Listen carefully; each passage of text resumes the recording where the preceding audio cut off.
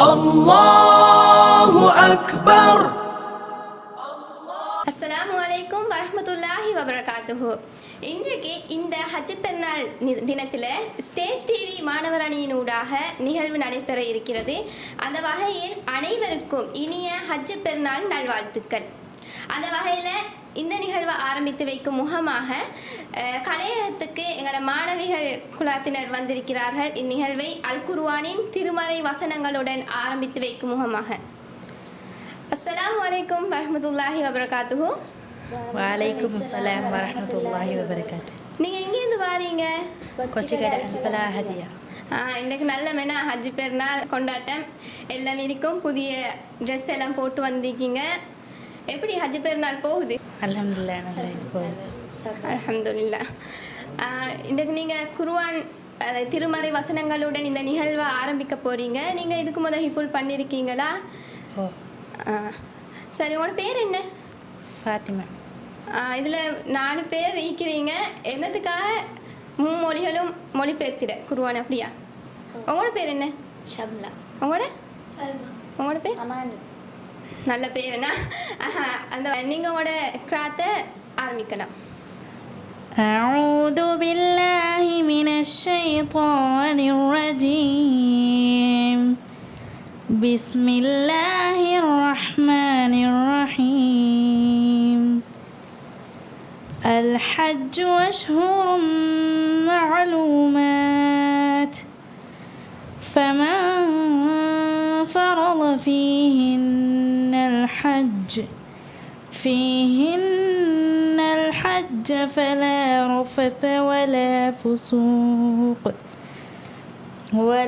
فسوق ولا جدال في الحج وما تفعلوا من خير يعلمه الله وتزودوا فإن خير الزاد التقوى واتقون يا أولي الألباب. அளவற்ற அருளாளன் நிரற்ற அன்புடையோனுமாகிய அல்லாஹ்வின் பெயரால் ஆரம்பம் செய்கிறேன். ஹஜ்ஜுக்குரிய காலம் ஷவ்வால், துல்காதா, துல்ஹஜ் மாதத்தின் 10ஆம் நாள் அதிகாலை வரையுள்ள அறியப்பட்ட மாதங்களாகும். ஆகவே அவற்றில் எவரொருவர் இஹ்ராம் கட்டுவதன் மூலம் ஹஜ்ஜை தன் மீது கடமையாக்கிக் கொண்டால் தாம்பத்திய உறவு கொள்வதும் கெட்ட பேச்சுக்கள் பேசுவதும் வீண் தர்க்கம் செய்வதும் ஹஜ்ஜில் கூடாது. இன்னும் நீங்கள் நன்மையில் இருந்து செய்யும் ஒவ்வொன்றையும் அதனை அல்லாஹ் அறிவான். ஆகவே ஹஜ்ஜுடைய பிரயாணத்திற்கு வேண்டியவற்றை தயார் செய்து வைத்துக் கொள்ளுங்கள். நிச்சயமாக தயார் செய்து வைப்பவற்றில் மிகச் சிறந்தது பயபக்தியே ஆகும். ஆகவே நல்லறிவுடையோர்களே, என்னையே பயந்து நடந்து கொள்ளுங்கள். හජ් සමය නියමිත සමහර මාස වේ. එහෙන් ඒවායෙහි හජ් කිරීම තමා කෙරෙහි. නියම කරගත් කෙනා හජ්හි සංසර්ගයේ යෙදීමද පව් කිරීමද අනවශ්‍ය ලෙස තර්ක කිරීමද නොකළ යුතුය. නුඹලා කරන යහපත කුමක් වුවද අල්ලාහ් එය හොඳින් දනී. තවද හජ් වලට අවශ්‍ය දේ සූදානම් කරගන්න. නියතව සූදානම් කළ යුතු දෙයින් වඩාත් හොඳ දෙය. බිය බැතිභාවය යන තක්කුවම වේ. බුද්ධිමතුනි, මට බිය වී කියා කරන්න. In the name of Allah, the most gracious, the most merciful. The Hajj pilgrimage is in the well-known lunar year months, the 10th month, the 11th month and the first 10 days of the 12th month of the Islamic calendar, 2 months and 10 days. So, whosoever intends to perform Hajj therein by assuming Ihram, then he should not have sexual relations with his wife, nor commit sin, nor dispute unjustly during the Hajj. And whatever good you do, be sure Allah knows it, and take a provision with you for the journey. But the best provision is at-taqwa, piety, righteousness. So, fear me, O men of understanding. மாஷா அல்லாஹ். நல்லா ஓதினீங்க ஃபாத்திமா. என்ன ambition? ஆலிமா. மாஷா அல்லாஹ். இன்ஷா அல்லாஹ் ஒரு நாள் ஆலிமா ஆகுவீங்க. மற்ற சகோதரிகளும் நல்லா செஞ்சீங்க. 3 பேரும் மும்மொழிகளும் மொழிபெயர்த்து. ஜஸாக்குமுல்லாஹ் ஹைர். தியாகத் திருநாள் கொண்டாட்டம். الله أكبر. ஈகை திருநாள் கொண்டாட்டத்தில் இணைந்திருக்கிறீர்கள். அந்த வகையில் அடுத்த நிகழ்வை செய்கிறதுக்காக வேண்டி எங்களோட சகோதரிகள் இருவர் இணைஞ்சிருக்காங்க. ஏதோ ஒரு உரையாடல் தான் நினைக்கிறேன், ஏனென்றால் 2 பேர் இருக்கிறாங்க. அதனால பார்ப்போம், அவங்கள்ட்ட கேட்டு பார்ப்போம். அஸ்ஸலாமு அலைக்கும்.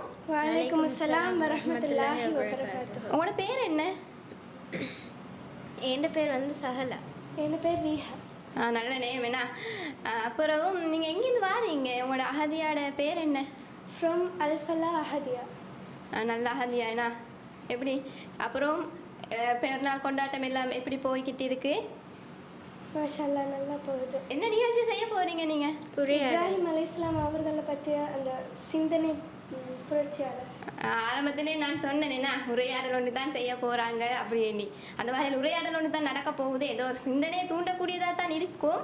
பார்ப்போம் என்ன செய்ய போகிறாங்கன்னு. நீங்கள் செய்யுங்க உங்களோட உரையாடலை.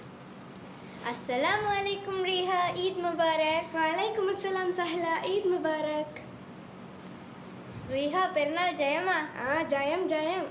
ரீஹா, நீங்கள் பெருநாள் பயான் கேட்டிங்களா? ஆமாம், நிறைய நல்ல விஷயங்கள் சொன்னாங்க. ரீஹா, இன்னைக்கு நாம ஆடு மாடுகளை குர்பானி கொடுக்கிறோம். ஆனா இந்த தியாக திருநாளுக்கு பின்னாடி ஒரு மாபெரும் பகுத்தறிவு போராட்டம் இருக்குன்னு சொன்னா அது உங்களுக்கு தெரியுமா?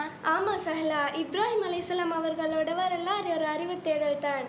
ஒரு சின்ன பையனாக இருந்த போதே கல்லால் செதுக்கின சிலைகளை எப்படி பயன் தர முடியும்னு அவரை கேட்ட கேள்வி தான் அந்த புரட்சியோட ஆரம்பம். உண்மைதான் ரீஹா. அவர் அந்த இயற்கை பொருட்களை வச்சு ஒரு லாஜிக் பேசுவார் பாருங்க. முதல்ல நட்சத்திரத்தை பார்த்து இது என் இறைவனான்னு கேட்டாரு. அது மறைஞ்சதும் மறைஞ்சு போறது கடவுளா இருக்க முடியாதுன்னு சொல்லுவாரு. அப்புறம் சந்திரன், அப்புறம் சூரியன்னு ஒவ்வொன்றா ஆய்வு செஞ்சு படைப்புக்கள் கடவுளாக முடியாது, படைத்தவனே கடவுள்னு ஒரு முடிவுக்கு வருவாரு. அது மட்டும் இல்லை சஹலா, ஒரு பெரிய சிலையோட தோல்ல கோடரியை மாட்டி வச்ச சம்பவம் தான் அவரோட பகுத்தறிவுக்கு உச்சம். ஊர் மக்கள் யார் இதை செஞ்சதுன்னு அவர் சொன்னதற்கு கிண்டல் கிடையாது. பேசக்கூட தெரியாதவனே ஏன் கடவுளை வணங்குறீங்கன்னு மக்களோட மூளைக்கு அவர் கொடுத்த சோதனை அது. கரெக்ட் ரீஹா. அவரோட அப்பா சிலை செதுக்குபவராயிருந்தும் அவர் அந்த தொழிலை ஆதரிக்கல. உங்க கைகளாலேயே செதுக்குற சிலைக்கு ஏன் அடிமையாகிறீங்கன்னு கேட்டாரு. அப்புறம் அரசன் நம்ரூத் ஆதிக்கம் செஞ்சப்போ சூரியனை மேற்கில் உதிக்கவைன்னு கேட்ட சவால். ஒரு தெளிவான பகுத்தறிவாளரால் தானே இப்படி பேச முடியும்? ஆமாம் சஹலா, இப்ராஹிம் அலைஹிஸ்ஸலாம் அவர்கள் நெருப்பில் தூக்கி போடப்பட்டப்போ கூட கொஞ்சம் கூட மற்றவங்க சொன்னதை நம்பாம தன் இறைவனிடம் இருந்த அந்த உண்மையான உறுதியான நம்பிக்கையால தான் அவர் அமைதியாக இருந்தார். அவர் கண்ட கனவுக்காக தன் மகனை பலியிட துணிஞ்சது கூட ஒரு குருட்டு நம்பிக்கை இல்லை. அது தன் இறைவனிடம் இருந்த அந்த பேரறிவின் மீதான நம்பிக்கை. ரொம்ப சரியா சொன்னீங்க. அதனால தான் இன்னைக்கு நாம ஆடு மாடுகளை குர்பானி கொடுக்கும்போது அந்த ரத்தமோ இறைச்சியோ இறைவனை அடையாது, உங்களது தூய்மையான இறையச்சமை இறைவனை அடையும்னு சொல்லப்படுது. இது ஒரு தியாகம் மட்டுமில்லை, ஒரு தெளிவான சிந்தனையும் கூட. ஆமாம் சஹலா, அப்போ இந்த ஹஜ் திருநாள் நமக்கு சொல்கிற பாடம் இதுதான்.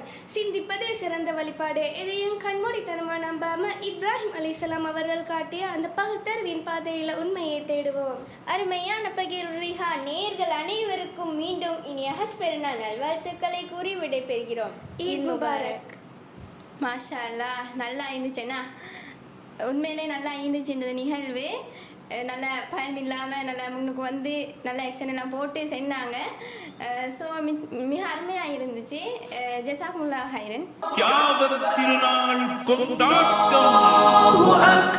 Assalamu alaikum wa rahmatullahi wa barakatuhu. Eid Mubarak. On this auspicious day of Hajj, the student wing of Stage TV has organized a program. Let's welcome our first programmer, a young girl. Assalamu alaikum. Wa alaikum assalam. What's your name? My name is Barira Firshad. What are you going to perform today? Today I am here to perform a speech. Have you done any other speeches like this? Yes, of course. Okay, now let's invite Barira to do her speech. Rabbi shrah li sadri wa yassir li amri wahlul uqdatam min lisani yafqahu qawli. Rabbi zidni ilma. Safa and Marwa, the power of faith and perseverance. Assalamu alaikum wa rahmatullahi wa barakatuhu. Respected viewers, when we talk about Hajj and Umrah, one of the most physically demanding yet spiritually uplifting ritual is the Sa'i, the sevenfold walk between the two hills of Safa and Marwa. This ritual is not just a physical act, it is a profound commemoration of the legacy of a remarkable woman, Hajar alayhi salam, the wife of Prophet Ibrahim alayhi salam, left in a barren desert with her infant son Ismail. She did not succumb to despair when their water ran out. Instead, she ran back and forth between these two hills 7 times, searching for help, while never losing her trust in Allah subhanahu wa ta'ala. The lesson of Safa and Marwa is twofold: striving and trust. First, it teaches us that we must do our part. Hajar alayhi salam didn't sit by her crying child. She exhausted every effort to find a solution. In our own lives, when we face deserts of hardships, Safa and Marwa remind us to keep moving and never give up. Secondly, it teaches us that when our efforts meet sincere faith, miracles happen. It was through her perseverance that the well of Zamzam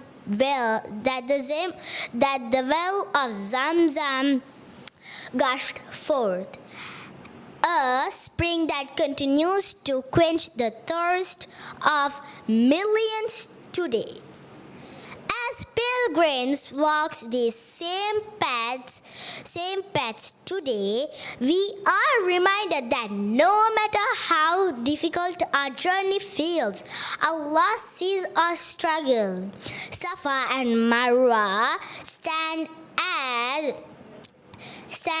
internal symbols that after every hardship comes ease, and that the hustle of sincere soul is never in vain. May we always have the perseverance of Hajar and faith to trust in Allah's times. Thank you. Jazakallah khair. MashaAllah, she explained the teachings of Safa and Marwa and the bravery of Hajar alayhi salam very clearly. Next, we have a young boy. Assalamu alaikum. What's your name? Wa alaikum salam. My name is Danish. How is your day today? It is fine. Did you visit the mosque? Yes, You brought new clothes. Where did you get it from? from a shop. What will you be performing today? A dua. Are you ready for it? Yeah. Then you can start. Assalamu alaikum wa rahmatullahi wa barakatuh. A beautiful thing we learned from Prophet Ibrahim alayhi salam is the many duas he made to Allah. Many of these duas are mentioned in the Quran. These duas teach us how to ask Allah for goodness, forgiveness, guidance, and protection. We should learn these duas and recite them in our daily lives. One beautiful dua of Prophet Ibrahim alayhi salam is Rabbi ij'al hazal balada aminan wajnubni wa bani an na'budal asnam. My Lord, make this city of Makkah secure and keep me and my children away from the worship of idols. Surah Ibrahim, Ayah 35. Wassalam. MashaAllah, it was clearly said. Jazakallah khair.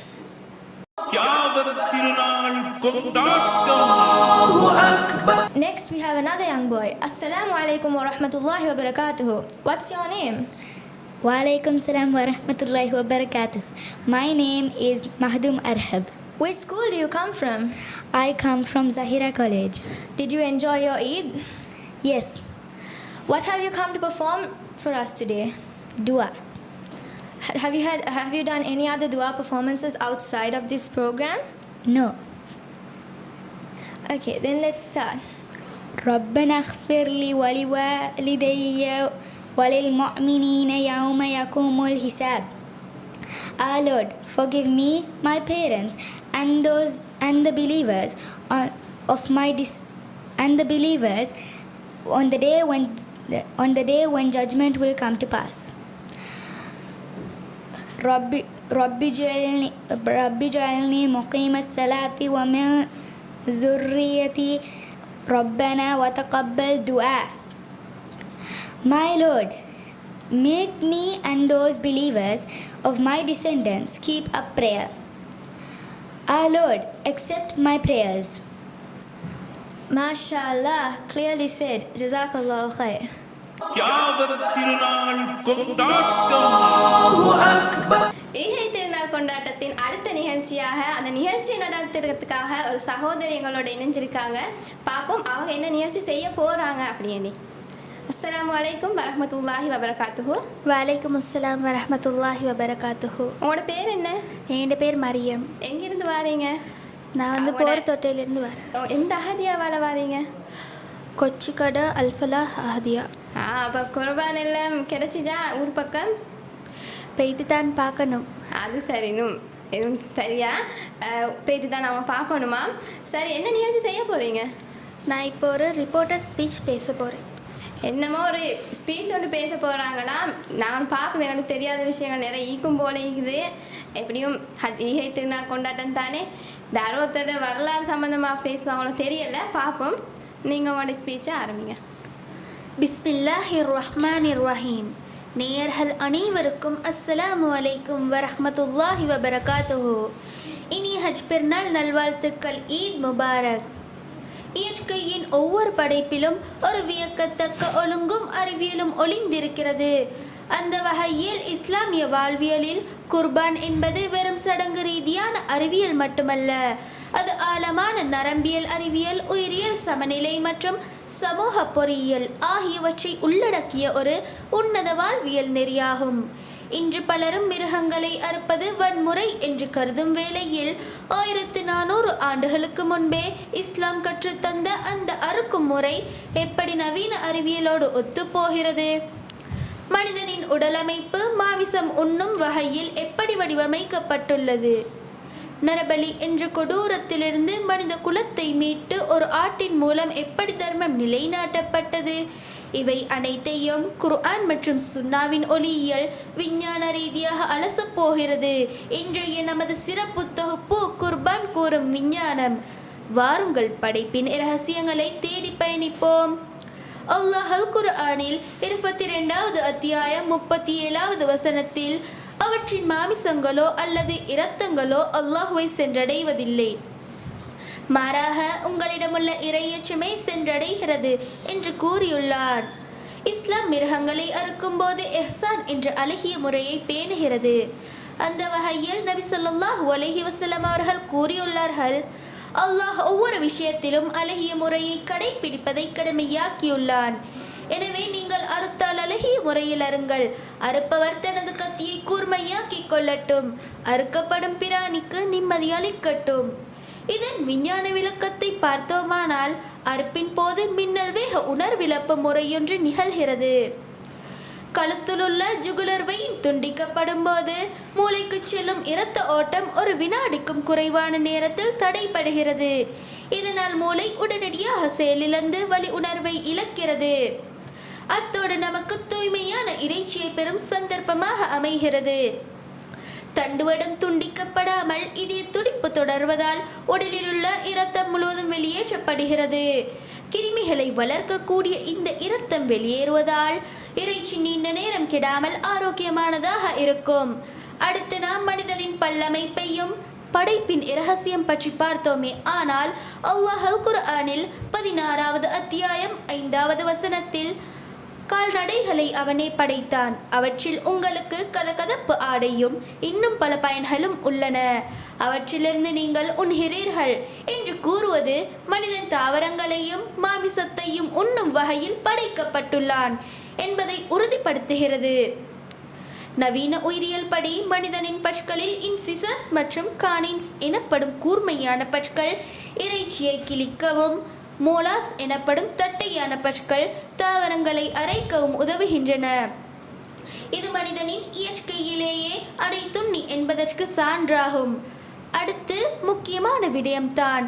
புனித குர்பான் முறையானது மனித உயிர்களை பலியிடும் அறியாமை காலத்து நரபலி முறையை வேரோடு அறுத்தெறிந்தது.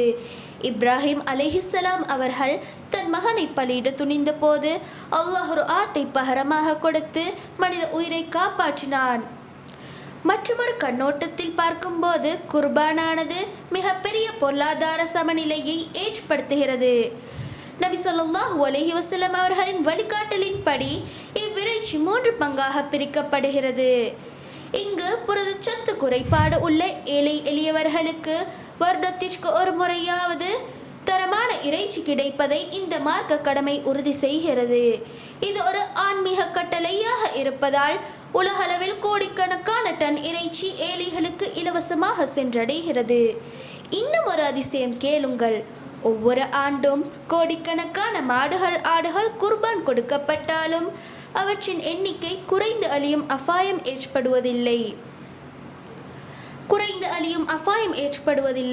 அல்லாஹ் உங்களுக்கு வழங்கிய கால்நடைகளின் மீது அறுக்கும் போது அவனது பெயரை நினைவு கூறுவதற்காகவே ஒவ்வொரு சமூகத்திற்கும் குர்பானை நாம் கடமையாக்கினோம் என்ற அல் குர்ஆன் வசனம் குறையாத கால்நடை செல்வத்திற்கு ஆதாரமாய் அமைகிறது. இதன் அடிப்படையில் இயற்கை சமநிலையானது மனிதன் எவற்றை அதிகமாக நுகர்கிறானோ அவற்றை இயற்கை மிக அதிகமாகவும் உற்பத்தி செய்கிறது. அதே நேரம் புலி, சிங்கம் போன்ற வேட்டை பிராணிகள் குறைவாகவே குட்டிகளை ஈனுகின்றன. இது இறைவனின் அற்புதம் கலந்த உயிரியல் சமநிலையாகும். ஆக குர்பான் என்பது இரத்தம் சிந்துவதல்ல, அது அன்பை சிந்துவதாகும். இது ஒரு புறம் விஞ்ஞான ரீதியாக தூய்மையான உணவை வழங்குகிறது, மறுபுறம் சமூக ரீதியாக ஏழைகளின் பசியை போக்குகிறது. நிச்சயமாக எனது தொழுகையும் எனது குர்பானும் எனது வாழ்வும் எனது மரணமும் அகிலங்களின் இறைவனாகிய அல்லாஹ்வுக்கே உரியன என அல் குர்ஆன் சாட்சி பகிர்கிறது. இந்த உன்னத நோக்கத்தை கொண்டு குர்பான் கொடுப்போம். ஜஸாக்குமுல்லாஹு ஹைர். மாஷா அல்லாஹ், மிக அருமையான பதிவு. சமூகத்துக்கு முக்கியமாக எல்லாரும் தெரிஞ்சு கொள்ள வேண்டிய விடயங்களை, பல உன்னதமான கருத்துக்களை சகோதரி முன் வச்சாங்க. உண்மையிலே நானும் இதிலேருந்து தெரியாத நிறைய விஷயங்களை கற்றுக்கொண்டேன். உண்மையில் இனிய குரலால் நல்லா இருந்துச்சு. ஜஸாக்குமுல்லாஹ் ஹைரன், முபாரக்கல்லாஹு ஹைரன். அந்த வகையில் ஒன்று சொல்ல மறந்துட்டேன். என்னென்னா, ஒரு பக்கம் இங்கால இந்த நிகழ்ச்சி நடந்திருக்க, இன்னொரு பக்கத்தில் கலையகத்தில் மறுபக்கத்தில் கலிகிராஃபி ஒன்றும் நடந்து கொண்டு இருக்குது. வாங்க அதையும் பார்த்துட்டு வரலாம்.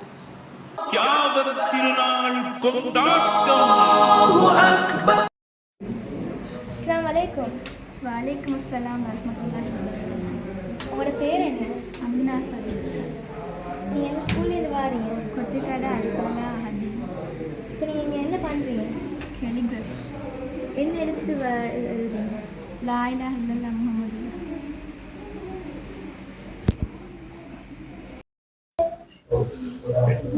அஸ்ஸலாமு அலைக்கும். வலைக்கும் அஸ்ஸலாம் வரஹ்மத்துல்லாஹி வபரகாத்துஹு. உங்களோட பேர் என்ன? நிதா ஃபௌசான். நீங்கள் எந்த ஸ்கூல்லேருந்து வாரீங்க? கொச்சிக்கடை அல்ஃபலா அஹதி அலிந்து வாரேன். இப்போ நீங்கள் ப்ரோக்ராமுக்கு நீங்கள் என்ன பண்ணுறீங்க? Arabic calligraphy. என்ன எழுத்து எழுதுறீங்க? லப்பைக் அல்லாஹும்ம லப்பைக்.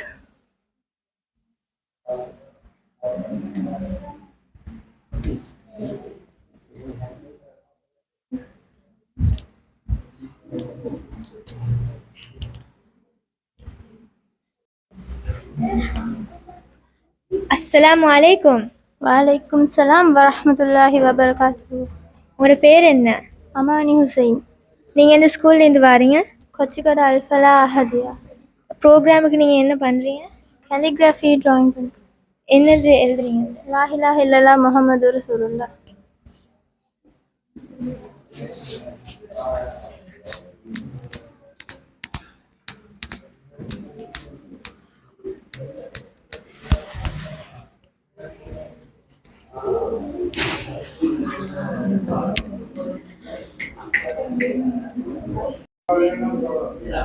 அஸ்ஸலாமு அலைக்கும். வலைக்கம் ஸ்லாம். உங்களோட பேர் என்ன? சுமையா ரஹ்மான். நீங்கள் இந்த ஸ்கூல்லேருந்து வாரீங்க? கொச்சிக்காடு அல்ஃபலா அஹ்தியா காலேஜ். ப்ரோக்ராமுக்கு நீங்கள் என்ன பண்ணுறீங்க? அரபிக் கேலிகிராஃப். அது என்ன எழுத்து எழுதுறீங்க? லப்பைக் அல்லாஹும்ம லப்பைக்.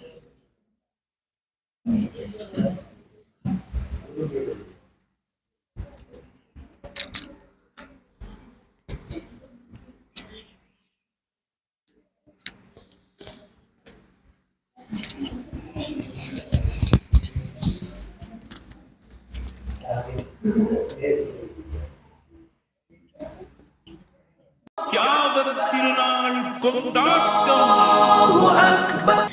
நாங்கள் கெலிகிராஃபி அந்த பக்கத்தில் பார்த்துட்டு வந்தோம். எங்களோட மாணவர்கள் அழகாக வரைஞ்சி கொண்டு இருக்காங்க. ஸோ அதை நாங்கள் அப்புறம் பார்ப்போம். இப்போ இடைப்பட்ட நேரத்தில் வந்து இன்னொரு சகோதரி எங்களோட இணைஞ்சிருக்காங்க. பார்ப்போம் அவங்க என்ன செய்ய போகிறாங்க, என்ன செய்ய வந்திருக்காங்கன்றதை பார்ப்போம். அஸ்ஸலாமு அலைக்கும் வரஹ்மத்துல்லாஹி வபரகாத்துஹு.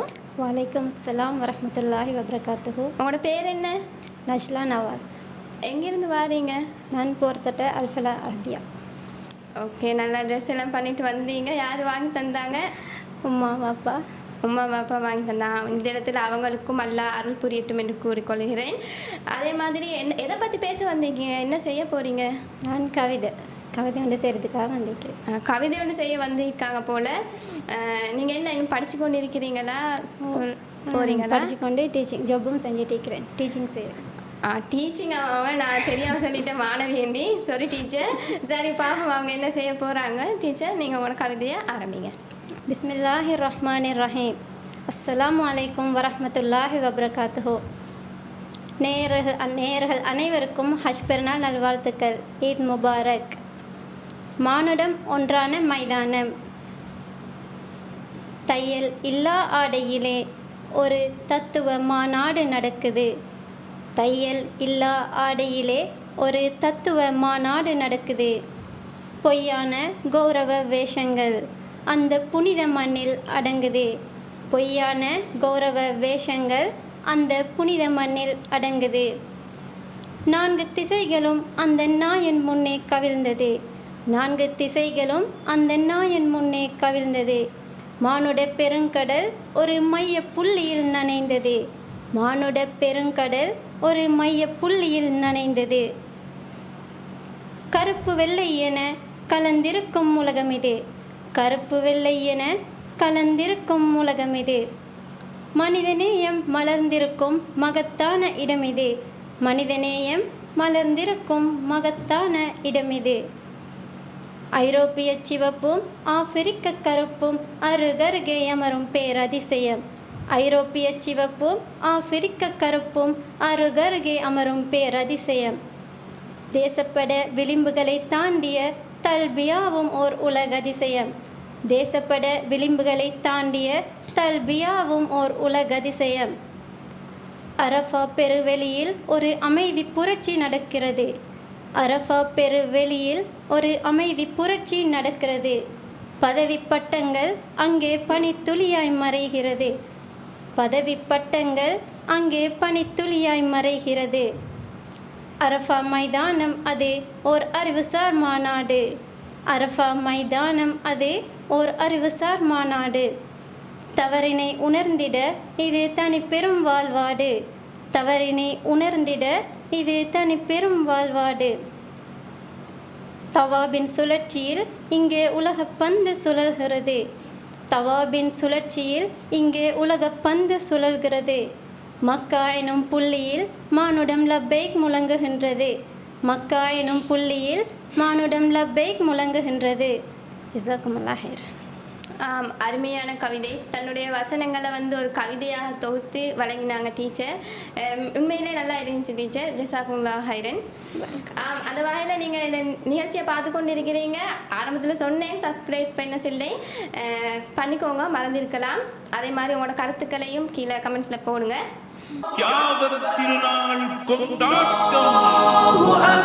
அஸ்ஸலாமு அலைக்கும். ஸ்டேஜ் டிவி வழங்கும் இந்த மாபெரும் தியாக திருநாள் கொண்டாட்டத்தில் திடீர்னு நான் உள்ளே வந்திருக்கிறேன். ஏன் தெரியுமா? நீங்கள் அனௌன்ஸ்மெண்ட்டும் பண்ணி சரி வராது. 2 பேரும் என்னமாவது பேசணும். ஏதாவது பேச ஐடியா இருக்கா? உங்களோட பேர் யும்னா. சொல்லுங்கள், நீங்கள் என்ன பேச போகிறீங்க? நான் ஜம்சம் நீர் உருவான வரலாறும் அதில் இருக்கிற சிறப்பம்சங்கள் பற்றி பேச போகிறேன். தியானா என்ன பேச போகிறீங்க? அதே நான் ஆங்கிலத்தில் பேசுகிறேன். அப்படியா, ஆங்கிலத்தில் பேச போகிறீங்க, இப்போ கலக்க போகிறீங்க. சரி, அப்போ யும்னா உங்கள்கிட்ட நான் மைக்க தரேன். தமிழில் நீங்கள் தொடருங்கள்.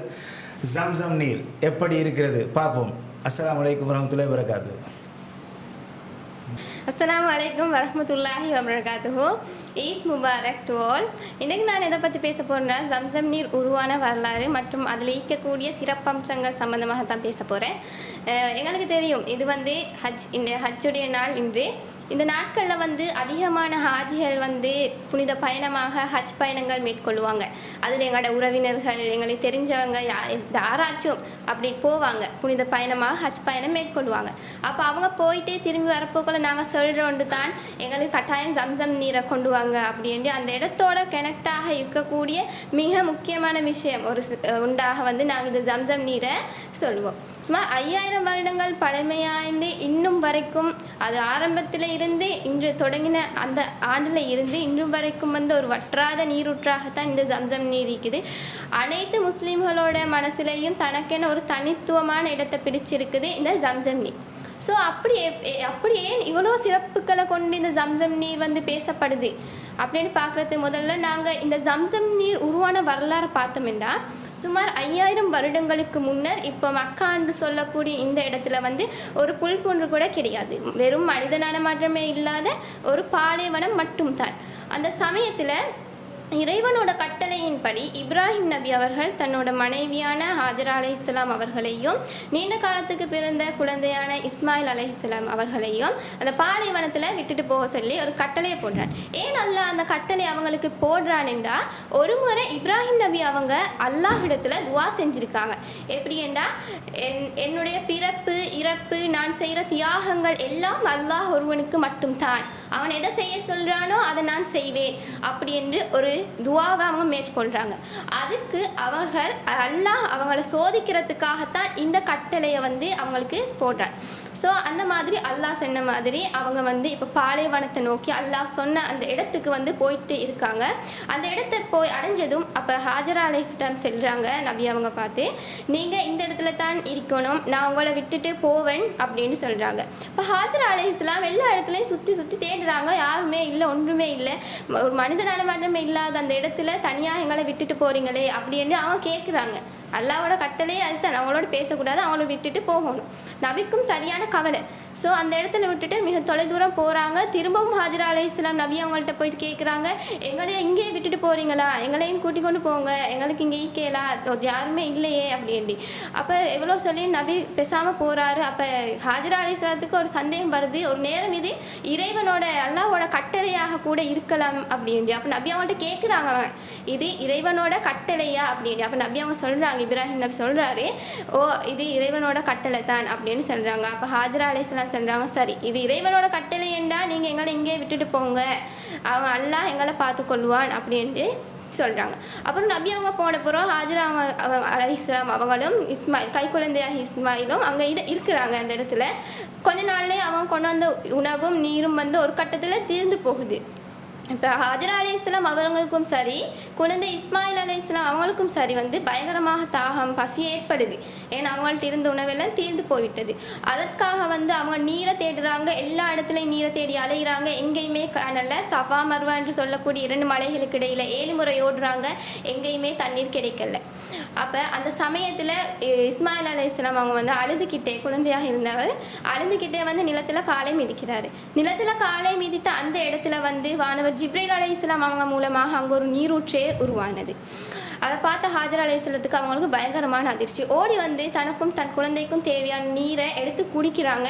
குடித்த பிறகு அந்த நீர் நிற்களில் மேலதிகமாக நீர் கொண்டிருந்தது. ஸோ அப்போ தான் அவங்க ஜம்சம் என்ற சொல்ல பயன்படுத்தினாங்க. இதோட அர்த்தத்தை பார்த்தீங்கன்னா போதும் போதும் அப்படின்ட்டு பொருள்படும். ஸோ அப்படி செஞ்சுமே அளவுக்கு அதிகமாக நீர் வெளியேறி கொண்டு இருக்கிறதால அதை கட்டுப்படுத்துறதுக்காக வேண்டி அவங்க அங்கிருந்த சிறு கற்களை கொண்டு அந்த நீரை சுற்றி ஒரு கிணறுன்ற மாதிரி அவங்க அமைக்கிறாங்க. ஒருவேளை இவங்க இப்படி அமைக்கலைன்னா அது பெரிய நீராக உருவெடுத்து மாறி ஒரு ஆறாக ஓடி இருக்கும் அப்படின்னு சில குறிப்புகளில் சொல்லப்பட்டிருக்குது. ஸோ அவ்வாறு உருவானது தான் இந்த ஜம்சம் நீர். சுமார் 5000 வருடங்களை தாண்டி இன்னும் வரை அது செயற்பட்டு கொண்டிருக்குது. இது வந்து மாபெரும் அதிசயம் என்னென்னா வந்து இந்த ஜம்சம் நீரில் எங்களுக்கு தெரியும் அதிகமான, அதாவது இந்த ஜம்சம் நீர் இதை அமைஞ்சிக்கு இடத்தை பார்த்தா மக்காமுல் இப்ராஹிம், கவ்பால வைக்கிற மக்காமுல் இப்ராஹிமுக்கு பின்புறத்தில் சில அடி தூரத்தில் வந்து இது அமைஞ்சிக்குது. இதில் நீர்ட இந்த கிணத்துல இருக்கிற நீர்ட அளவை பார்த்தீங்கன்னா 5 அடி அகலமும் 8 அடி ஆங்குலம் வரைக்கும் இந்த நீர் இருந்துக்கிட்டு தான் நிற்குது. இதில் இருந்து ஒரு சொட்டு குறைஞ்சதும் இல்லை, அதே மாதிரி கூடினதும் இல்லை. ஸோ அப்போ இருக்க போகல இப்போ எல்லா முஸ்லீம்களோடையும் எதிர்பார்ப்புமே வாழ்நாளில் ஒரு காட்டியாச்சும் இந்த புனித பயணமாக இந்த ஹஜ் பயணம் மேற்கொள்கிறது தான். அப்போ அவங்க வந்து போகிறாங்க. அதுவும் குறிப்பாக வந்து ஹஜ்ஜுடைய மாதங்கள்லேயும் ரமலானுடைய காலங்களையும் வந்து அதிகளவான மக்கள் வந்து அங்கே போகிறாங்க. ஒரு நாளைக்கு சுமார் அந்த மாதங்களில் மட்டும் 20 லட்சத்துக்கும் அதிகமான மக்கள் போகிறாங்க. அதே போல் வந்து ஒரு நாளைக்கு குறிப்பாக 1000க்கும் மேற்பட்ட மக்கள் போகிறாங்க. இப்போ நீங்கள் லைவில் கூட போய்ட்டு பார்த்தீங்கன்னா அவங்களுக்கு தெரியும் அங்கே எவ்வளோ மக்கள் இருக்காங்க அப்படின்னு. ஸோ அவங்க எல்லாருக்கும் தேவையான நீரை வந்து இந்த ஜம்சம் கிணற்றிலிருந்து தான் விநியோகிக்கப்படுது. ஸோ அதையும் தாண்டி சவுதி அரேபியா மக்களுக்கு நல்ல சுத்தமான குடிநீர் கிடைக்கக்கூடிய ஒரே இடம் என்றால் அது ஜம்சம் நீர் தான். அங்கிருந்து எத்தனையோ ஆயிரக்கணக்கான மக்கள் வந்து அந்த நீரை பயன்படுத்துகிறாங்க. சவுதி அரேபியாவிலேயே பல நகரங்களுக்கு இந்த நீர் வந்து சப்ளை பண்ணப்படுகிறது. அதையும் தாண்டி பார்த்தோம்னா கிங் அப்துல்லா வாட்டர் கம்பெனி என்ற ஒரு நிறுவனம் ஒரு நாளைக்கு 2 லட்சத்துக்கும் மேற்பட்ட வாட்டர் கேன்ஸை தயாரிக்கிறாங்க. ஒரு வாட்டர் கேன்ஸோட கெப்பாசிட்டியை பார்த்தீங்கன்னா 10 லிட்டர். அப்போ நினச்சி பாருங்கள் அதுலேருந்து எவ்வளோ தண்ணியை எடுக்கிறாங்க அப்படின்னு. அப்படி எடுத்தும் கூட இந்த நீரூற்று வற்றல்ல. இது உண்மையிலே அல்லாஹ்வுடைய மாபெரும் அருட்கொடைன்னு தான் சொல்ல வேணும். அதையும் தாண்டி நாங்கள் பார்த்தீங்கன்னா இப்போ எங்களுக்கு தெரியும் இயற்கை நீரூற்றுக்கள் என்றாலே சில 100 வருடங்கள் தான் செயற்படும். ஆனால் இந்த நீரூற்று மற்றும் 5000 வருடங்களையும் தாண்டி செயற்பட்டு கொண்டிருக்கிறது. இதுலேயும் குறிப்பாக வந்து அந்த கொஞ்ச காலத்திலேயே அந்த நீரூற்றுக்களை வந்து ஏதோ ஒரு பூச்சி பொருட்களோ அதே மாதிரி கிருமி நாசினிகளோ தொற்றி ஏதோ ஒரு உயிரினங்கள் வாழ்வதற்கான ஒரு சூழலாக வந்து அது மாறிடும். ஆனால் இதுவரைக்கும் வந்து எந்த ஒரு கிருமி நாசினிகளோ பூச்சிகளோ அண்டாமல் இதுவரைக்கும் மக்களால் பயன்படுத்தப்பட்டு கொண்டு இருக்குது. சும்மா இதை நினச்சாலே ஒரு அல்லாஹோட ஒரு அருள் எண்ணித்தான் செல்லணும். அதே மாதிரி இதில் வந்து எந்த ஒரு கிருமி நாசினியும் தொற்றது இல்லை. ஸோ வந்து இந்த மக்களை இங்கே இருக்கிற மக்கள், அதாவது நீங்கள் இந்த ஜம்சம் நீரை வந்து ஒரு போட்டலில் ஸ்டோர் பண்ணி எடுத்துகிட்டு போய் நீங்கள் எவ்வளோ காலமே பல ஆயிரம் வருடங்கள் வச்சு பயன்படுத்தினா கூட நீங்கள் அதுலேருந்து எப்படி நீங்கள் அந்த நீரை கொண்டு போனீங்களோ அதே மாதிரியே அதில் அந்த நீர் இருக்கும். அது குவாலிட்டி கூட மாறாது அப்படி. ஸோ அப்படி இருக்க போக்கில் வந்து அந்த சமயத்தில் இப்போ வந்து இந்த ஜம்சம் நீரை வந்து அதிகளவான மக்கள், அதாவது உம்ரா ஹஜ் போன்ற பயணங்களை நிறைவேற்றிட்டு போகிற அதிகளவான மக்கள் வந்து இந்த நீரை எடுத்துகிட்டு போய் பல வருடங்கள் சேமித்து குடிக்கிறாங்க. அதே மாதிரி சவுதி அரேபியாவில் மிச்ச மக்கள் பயன்படுத்துகிறாங்க. ஸோ இப்படி பல்லாயிரம் கோடான கோடி மக்கள் இந்த நீரை வந்து குடிக்கிறாங்க. ஸோ அதற்காக வேண்டி 1980ஆம் ஆண்டு காலப்பகுதியில் வந்து யூரோப் கண்ட்ரியை சேர்ந்த வாட்டர் ரிசர்ச் மேனேஜ்மெண்ட் வந்து சவுதி அரேபிய அரசாங்கத்துக்கிட்ட வந்து ஒரு கோரிக்கையை முன்வைக்கிறாங்க. என்னென்னா இந்த நீரை அதிகமான மக்கள் பயன்படுத்துறதால இந்த நீரை சுத்தப்படுத்தணும் அப்படின்ற ஒரு கோரிக்கையை வந்து அவங்க முன்வைக்கிறாங்க. அதுக்கு சவுதி அரேபிய அரசாங்கமும் வந்து உடன்படுது. ஸோ சுத்தம் பெற பணிகள் மேற்கொள்கிறாங்க. தொடர்ந்து 15 நாட்களாக தொடர்ந்தும் அந்த ஜம்சம் கிணற்றிலிருந்து நீரை எடுக்கிறாங்க. இரவும் பகலுமாக நீர் எடுக்கக்கூடிய பம்பிகளை போட்டு பம்ப் பண்ணி அதுலேருந்து நீரை எடுக்கிறாங்க. இதுலேருந்து எடுத்த நீர் அளவு எவ்வளோ தெரியுமா? 70 கோடி லிட்டர். இப்போ நினச்சி பாருங்கள் எவ்வளோ நீர் அதுலேருந்து எடுத்தும் ஒரு படி கூட ஒரு சொட்டு நீர் கூட குறையாமல் மாறாக ஒரு அங்குலம் நீர் வந்து உயர்ந்து தான் நிற்குது. அப்போ எவ்வளோ ஒரு அதிசயம். அதுவும் வந்து பாலைவனத்தில் நடுவில் அமைஞ்சிக்குது. இதை சுற்றி குளங்களோ ஏரிகளோ நதிகளோ போன்ற எந்த ஒரு நீரோடைகளும் வந்து அதை சுற்றி காணப்பட்டது இல்லை. அப்படி இருந்தும் வந்து பாலைவனத்தில் இப்படி ஒரு நீர் அமைஞ்சு இவ்வளோ காலமாக அதில் மக்கள் பயன்படுறாங்க. எத்தனையோ மக்களோட தாகத்தை அணைக்கிறது அப்படின்னா வந்து உண்மையிலே அல்லாவோட மாபெரும் அருள் அப்படின்னு தான் செல்ல வேணும். ஸோ இதுலேருந்து எங்களால் நீரை அகற்ற முடியாது அப்படின்னு தெரிஞ்ச Europe country water research management என்ன செய்கிறாங்கன்னா அதில் இருக்கிற சில வாட்டர் சேம்பிள்ஸை மட்டும் எடுத்துகிட்டு போய் ஆய்வுக்குட்படுத்துகிறாங்க. ஆய்வுக்குட்படுத்தி பார்க்குறாங்க. அதிலிருந்து கிடைச்ச ரிசல்ட்டை பார்த்து அவங்களுக்கே ஷாக். என்னென்னா உலகத்திலேயே தலை சிறந்த நல்ல ஹை குவாலிட்டியான நீர் அப்படின்னா அது ஜம்சம் நீர் தான் அப்படின்றும் ஏனைய நீர்களை விட கல்சியம் மெக்னீசியம் ஃப்ளோரின் என்பது வந்து இதில் வந்து அதிகமாக காணப்படுது அப்படின்னு சொல்கிறாங்க. இந்த கல்சியம் அதிக அளவில் காணப்படுறதால தான் வந்து இங்கே ஹஜ் கிரிகைகளை நிறைவேற்றிட்டு வர ஹாஜிமார் அவங்களோட அந்த களைப்புகளை வந்து இந்த நீர் போக்குது. அதே மாதிரி மக்னீசியம் ஃப்ளோரைட் என்பன அதிக அளவில் காணப்படுறதால தான் இதில் வந்து எந்த ஒரு கிருமி நாசினிகள் அந்த மாதிரி அன்றது இல்லை அப்படின்னு சொல்லுறாங்க. ஸோ உண்மையிலே உலகத்தில் வந்து இப்படி ஒரு இவ்வளோ பயன்பெற்று இவ்வளோ கோடான கோடி மக்கள் வந்து பயன்பெற்றுமே இதிலிருந்து ஒரு சொட்டு தண்ணி வத்தாமல் இன்னும் வரைக்கும் இது கியாமத் நாள் வரைக்கும் இது தொடரும் அப்படின்னும் சில குறிப்புகளில் வந்து சொல்லப்பட்டிருக்குது. உண்மையிலே இப்படி ஒரு நீரூற்று உருவாகி அதுவும் பாலைவனத்தில் உருவாகி 1000 வருடங்களை தாண்டி இன்னும் வரைக்கும் செயற்பட்டு கொண்டிருக்குது அப்படின்னா வந்து இது உண்மையிலே இறைவனோட அருட்கொடை. அதற்கு வந்து முழு காரணம் வந்து இப்ராஹிம் நபி அவங்களும் அவங்களோட குடும்பத்தினரும் வந்து அல்லாஹ்வுடைய மேலே வச்ச தவக்குல் தான். அவங்க ஹராமான பக்கங்களில் திரும்பல, ஹலாலான அவங்களோட அன்றாட நடவடிக்கைகள் கூட அல்லாஹ்வை சார்ந்து தான் இருந்தாங்க.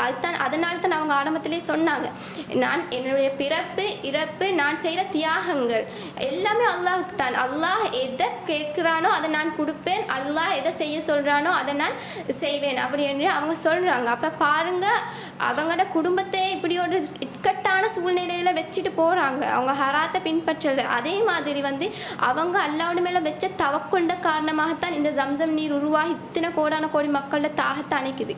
ஸோ நாங்களும் அல்லாஹ்வுடைய மேலே தவக்குள் வைக்கணும். இப்போ வந்து இது வந்து மிச்ச மக்கள் வந்து ஹராத்து பக்கம் தான் போகிறது எங்களால் பார்க்க முடியும். ஏன்னா ஆடம்பர தேவைக்காக வட்டி எடுக்கிறாங்க, களவு எடுக்கிறாங்க, ஃபினான்ஸ் என்ற பேரில் வாகனங்களை கடனுக்கு எடுக்கிறாங்க, ஊடுகள் அதே மாதிரி அவங்களோட வீடுகளை வந்து அப்படி வட்டிக்கு கடனுக்கு எடுத்து கெட்டுறாங்க, நிறைய களவு நடக்குது. இதெல்லாம் வந்து அல்லாஹ் எங்களுக்கு தரத்துக்கு முன்னாடியே நாங்கள் அதை பெற்றுக்கொள்கிறதுக்கு முயல்கிறோம். அதுதான் இதில் காரணம். ஸோ நாங்கள் வந்து அதை அந்த மாதிரி ஹராத்தில் பக்கம் போகாமல் ஹலாண்ட பக்கம் இருந்தோம் என்றால் எங்களோட அன்றாட செயற்பாடுகள் கூட இபாதத்தாக அல்லாட பக்கம் அல்லாஹுக்காக அப்படின்னு இருந்தோம் என்றால் நிச்சயமாக அல்லாஹும் எங்களுக்கு உதவி செய்வான். ஹஜரா அலைஹிஸ்ஸலாம் அவங்களுக்கு எவ்வாறு அல்லாஹ் அந்த இக்கட்டான சூழ்நிலையில் அங்கே தாகத்தின் காரணமாக அவங்கள தண்ணி தாகத்தை அணைச்சாரோ அதே மாதிரி எங்களுக்கும் அல்லாஹ் இக்கட்டான ஒரு சூழ்நிலை வந்தால் எங்களுக்கும் அல்லாஹ் கை கொடுத்து உதவுவான் இன்ஷா அல்லாஹ். ஸோ அந்த மாதிரியான விஷயங்களை பின்பற்றி நீங்களும் அல்லாஹோட மேலே தவக்குள் வச்சு உண்மையிலே அல்லாஹோட பக்கம் நீங்கள் இருந்தீங்கன்னா உண்மையிலே அல்லாஹ்விடம் இருந்து உங்களுக்கும் சிறந்த நல்ல விடயங்களை வந்து அல்லாஹ்விட்ட இருந்து உங்களுக்கு எதிர்பார்க்கலும். மீண்டும் ஒரு ஜம்சம் நீரை பற்றின வரலாறு, அதாவது ஜம்சம் நீரை பற்றின ஒரு தகவலை வந்து தியானா அவங்க பகிர இருக்காங்க. தியானா, நீங்கள் தொடரலாம். Assalamu alaikum wa rahmatullahi wa barakatuhu. Alhamdulillah, assalatu wassalamu ala rasulillah, amma ba'd.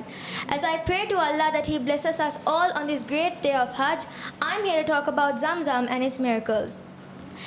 In the command of Allah, Prophet Ibrahim alayhis salam left his wife Hajar alayhis salam and son Ismail alayhis salam in the desert of Makkah with nothing but faith in Allah's protection, leaving only a bag of dates and a skim of water.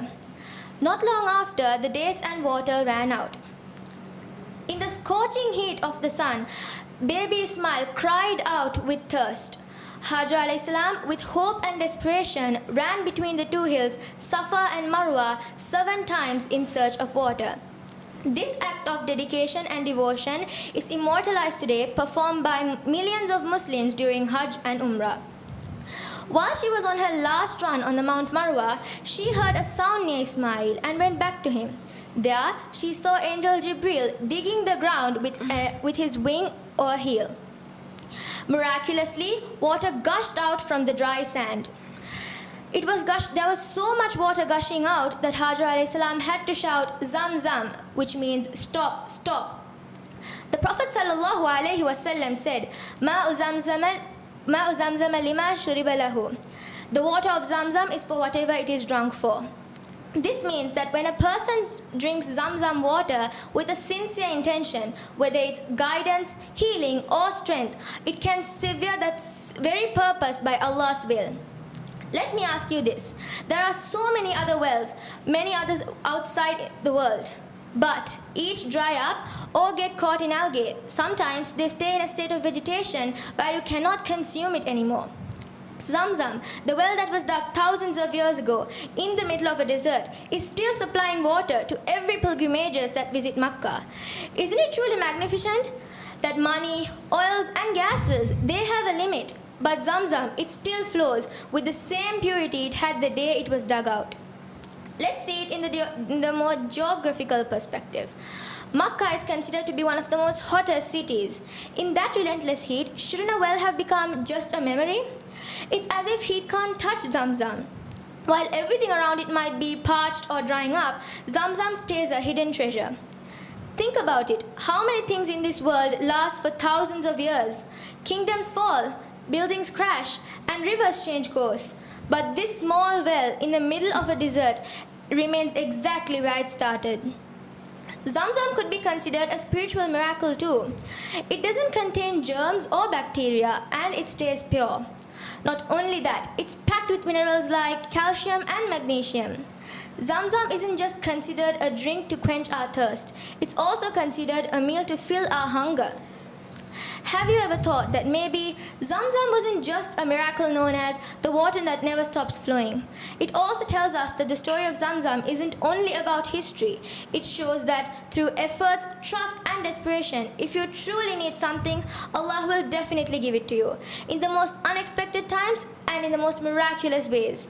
In conclusion, despite all the modern technologies, Zamzam remains a mystery, a beautiful mystery. Maybe our generation or the one after us will uncover more hidden discoveries.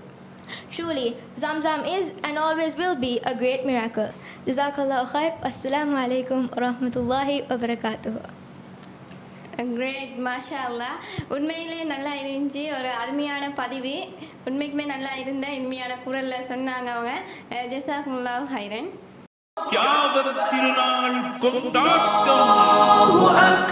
கொண்டாட்டமாக போய்கிட்டு இருக்கு எங்களோட ஈகை திருநாள் கொண்டாட்டம். அந்த வகையில் அடுத்த நிகழ்ச்சியை செய்கிறதுக்காக வேண்டி எங்களோட மாணவிகள் காத்து கொண்டிருக்கிறாங்க.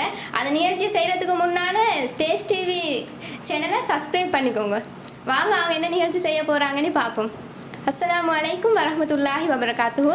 வலைக்கும் ஸலாம் வரஹ்மத்துல்லாஹி வபரகாத்துஹு. உங்களோட பேர் என்ன? ஆசியா மனோஜான். உங்களோட? ஜைனப். சல்மா. அமானி. நல்ல. நீங்கள் எங்கேருந்து வாரீங்க? உங்களோட அகதியோட பேர் என்ன? போரத்தொட்ட அல்ஃபலா அஹதியா. என்ன நிகழ்ச்சி செய்ய போகிறீங்க? கசீதா. கசீதா உண்டு. அப்போ நல்லா இருக்கும், எல்லாரையும் உற்சாகப்படுத்துகிற வகையில் ஒரு கசீதா உண்டு இயற்ற போகிறாங்க. பார்ப்போம். நீங்கள் கசீதாவை ஆரம்பிங்க. அஸ்ஸலாமு அலைக்கும் வரஹ்மத்துல்லாஹி வபரகாத்துஹு. நேயர்கள் அனைவருக்கும் இனிய ஹஜ் பெருநாள் நல்வாழ்த்துக்கள். இப்ராஹிம் நபியின் தியாகத்தை இங்கு பாட துடிக்குதே, இறை அருளை நாடி சோதனை பல வென்ற அண்ணலே. இப்ராஹிம் நபியின் தியாகத்தை இங்கு பாட துடிக்குதே, இறை அருளை நாடி சோதனை பல வென்ற அண்ணலே. யா ஹலீல் யா ஹபீப் யா நபியனா, யா ஹலீல் யா ஹபீப் யா ரசூலனா. இறையோனின் படைப்பை பார்த்து பார்த்து நாளும் பொழுதுமே சிலை வணக்கம் செய்யும் மாந்தருக்கு மடமை இல்லையே. எமை படைத்த இறைவன் ஒருவன் என்று சாட்சி சொல்லியே, எமை படைத்த இறைவன் ஒருவன் என்று சாட்சி சொல்லியே, அவன் ஆற்றதனை உலகுக்கு இங்கு எடுத்து காட்டியே. இப்ராஹிம் நபியின் தியாகத்தை இங்கு பாட துடிக்குதே, இறை அருளை நாடி சோதனை பல வென்ற அண்ணலே. யா ஹலீல் யா ஹபீப் யா நபியனா, யா ஹலீல் யா ஹபீப் யா ரசூலனா.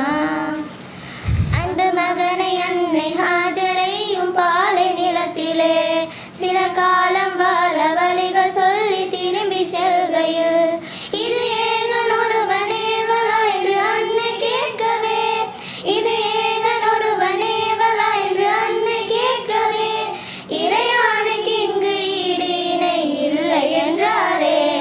இப்ராஹிம் நபியின் தியாகத்தை இங்கு பாட துடிக்குதே, இறை அருளை நாடி சோதனை பல வென்ற அண்ணலே. யா ஹலீல் யா ஹபீப் யா நபியனா, யா ஹலீல் யா ஹபீப் யா ரசூலனா.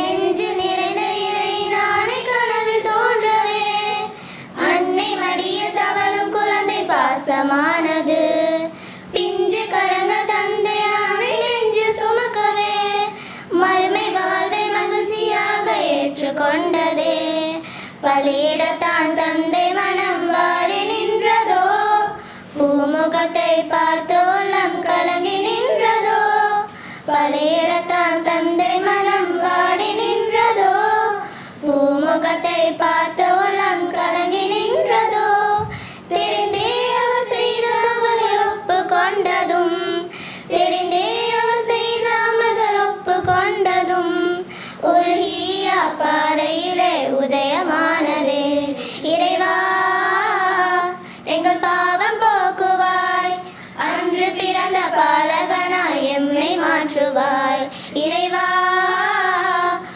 பொருத்தம் நல்குவாய் நேசர்களின் அழகினிலே தஞ்சம் புகுத்துவாய் இப்ராஹிம் நபியின் தியாகத்தை இங்கு பாட துடிக்குதே இறை அருளை நாடி சோதனை பல வென்ற அண்ணலே இப்ராஹிம் நபியின் தியாகத்தை இங்கு பாட துடிக்குதே இறை அருளை நாடி சோதனை பல வென்ற அண்ணலே யா ஹலீல் யா ஹபீப் யா நபியனா யா ஹலீல் யா ஹபீப் யா ரசூலனா யா ஹலீல் யா ஹபீப் யா நபியனா யா ஹலீல் யா ஹபீப் யா ரசூலனா.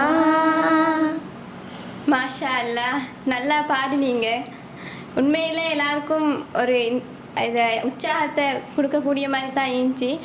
நல்லா இருந்துச்சு மாஷா அல்லாஹ். ஜஸாக்குமுல்லாஹ் ஹைரன். பரக்கல்லாஹ் ஹைர்.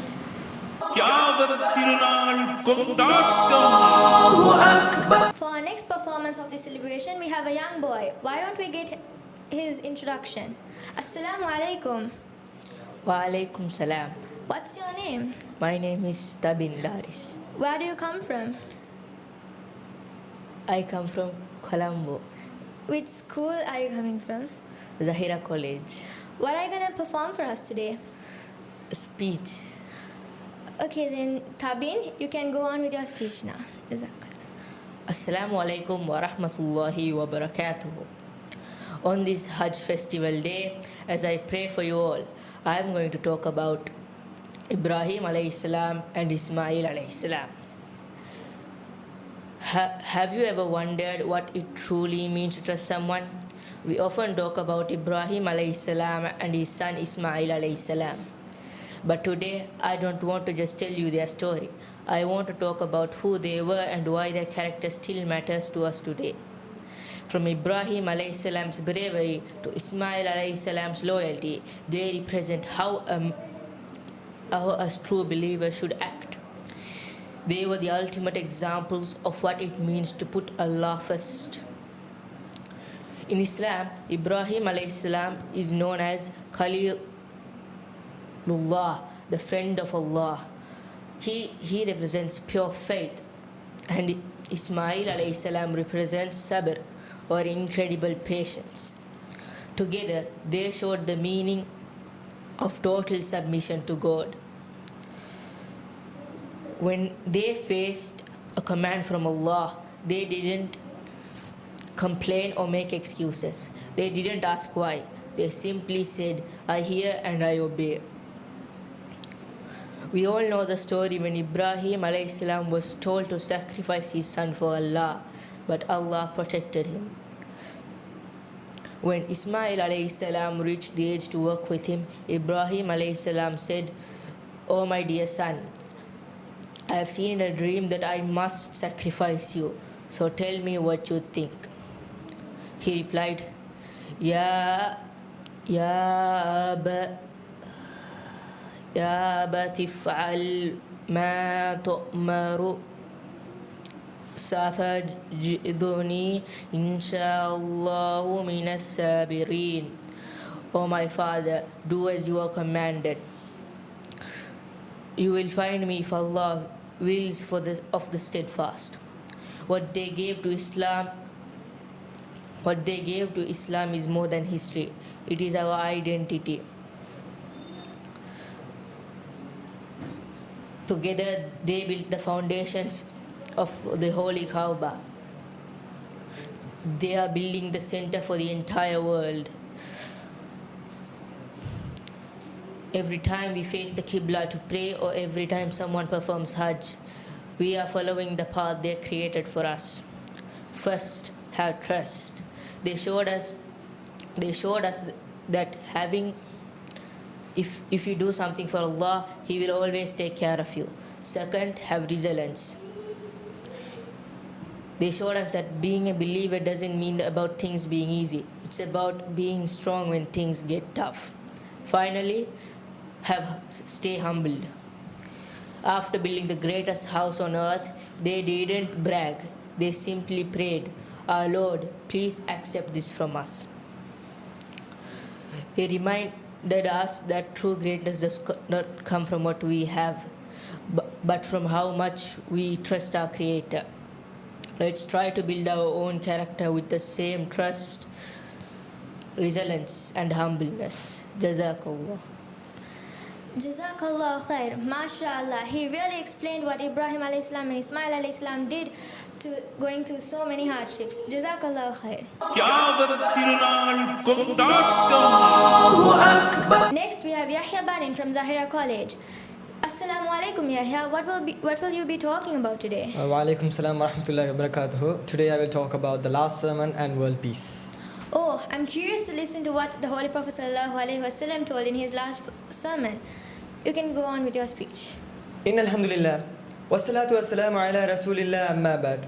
Fa'udhu billahi minash shaitanir rajim. Bismillahir rahmanir rahim. Eid Mubarak to you all. 14 centuries ago, there was a man who stood on top of the Mount Arafah and addressed a crowd of more than 100,000 people. He delivered what we now call the last sermon. Prophet Muhammad sallallahu alaihi wasallam didn't just address a religious speech. It was the universal declaration of human rights, and that is the key to world peace. Prophet sallallahu alaihi wasallam said, "Regard the property and life of every Muslim as a sacred trust. Everyone in this world, they have to feel safe from each other. No matter how people are, you need to be equal of their own value. You see, they have to believe that this man will protect us. We can trust him. Everything we say, everything we do, it is for the sake of Allah. It is for the good."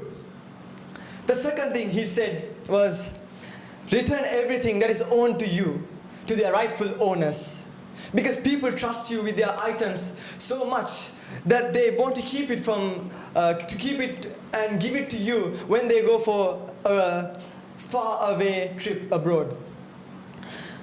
You see, the world right now, a lot of people are fighting against each other due to many reasons, and one of them is betrayal. They gave something, a secret maybe an item, but the people who got the secret revealed it to everyone. And that's when they break their own trust. And the third thing Prophet Muhammad sallallahu alaihi wasallam said, "Hurt no one, so that no one may hurt you." This world, the World War, Great War, the World War II, everything happened because one person started to attack another.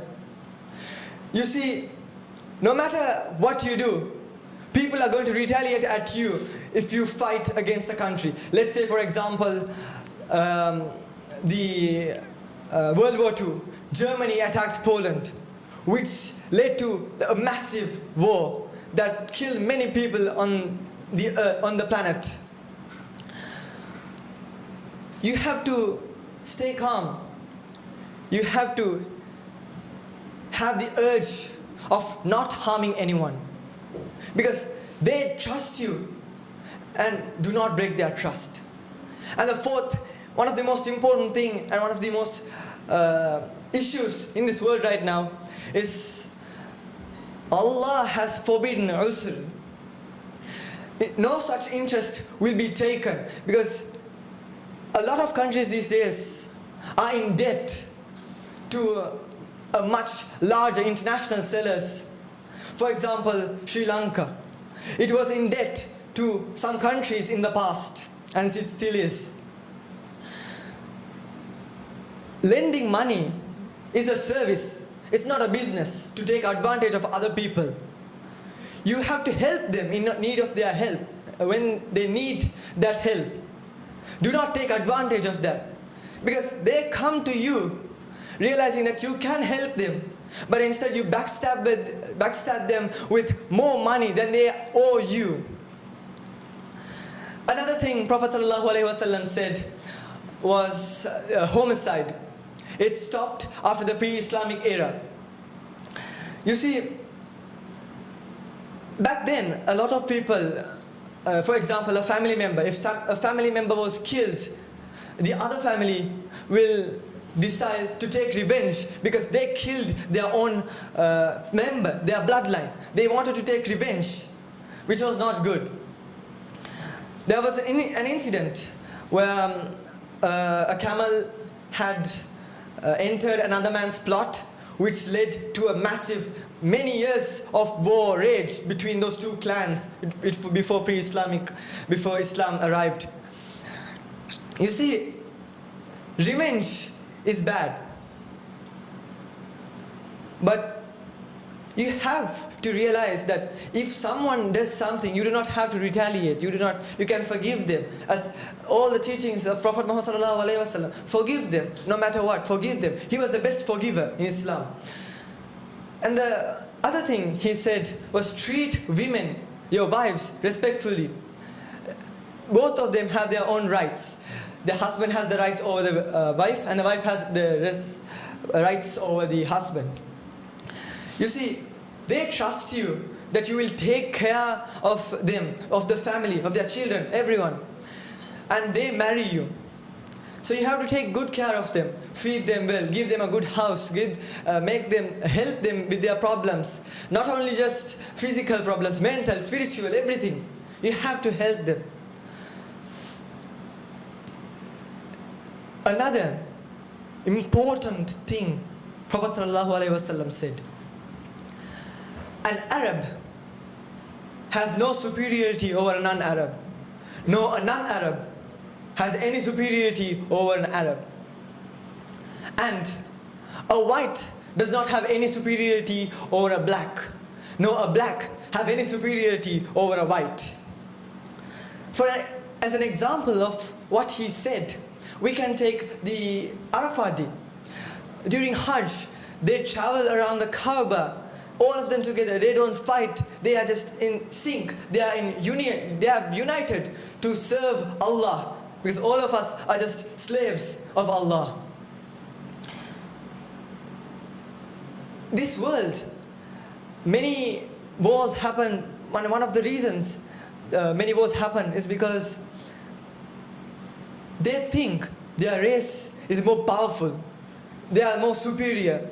For example, a Chinese is no superior to a Russian, and no Russian is superior to an American.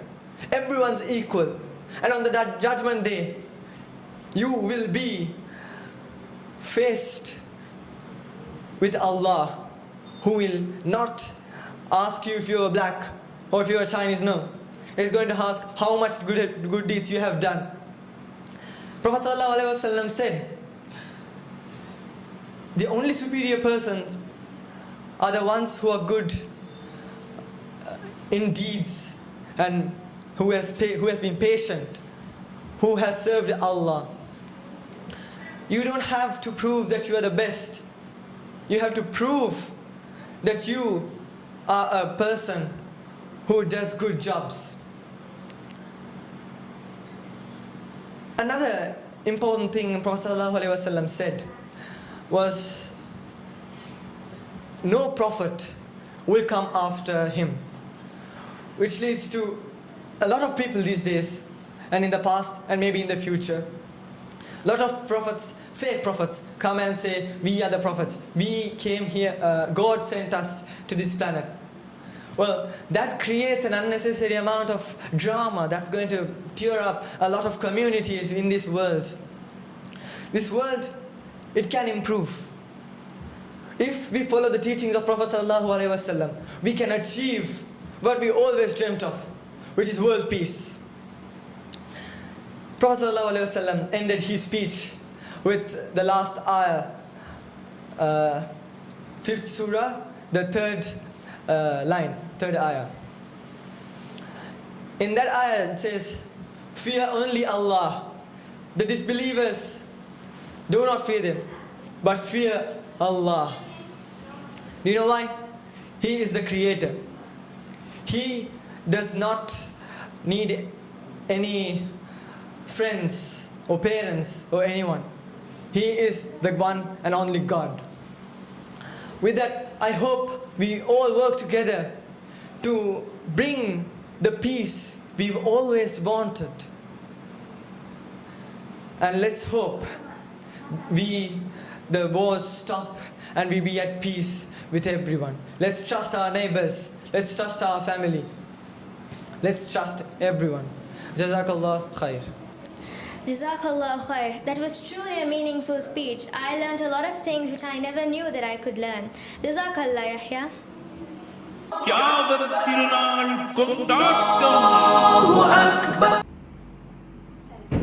Stage டிவியின் தியாக திருநாள் கொண்டாட்டம் நடைபெற்றுக் கொண்டிருக்கிறது. அந்த வகையில் இன்னும் ஒரு உரை நிகழ்த்துவதற்காக ஆசிரியர் ஒன்றையோட இணைந்திருக்கிறாங்க.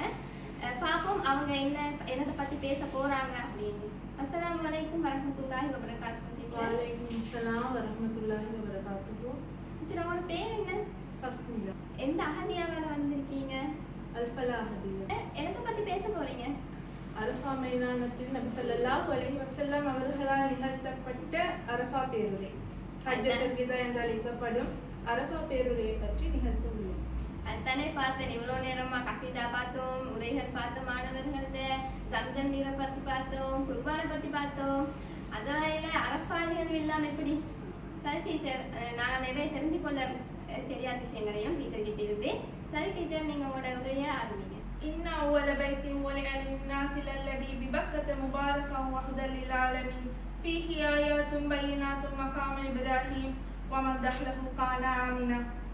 அல்லாஹ்வை வணங்குவதற்கென மனிதர்களுக்கு அமைக்கப்பட்ட முதல் ஆலயம் நிச்சயமாக மக்காவில் உள்ளதாகும். உலக மக்கள் எவருக்கும் நேர்வழி காட்டியாகவும் அது உள்ளது. மேலும் பாக்கியம் மிக்கதானதாகும். இப்ராஹிம் என்ற இடமான மகாம இப்ராஹிமும் இருக்கின்றது. அதில் தெளிவான அத்தாட்சியும் இருக்கின்றது. அங்கு எவர்கள் நுழைகிறார்களோ அவர்கள் அச்சம் தீர்த்து அபயமளிக்கப்பட்டவர்கள் ஆகிறார்கள்.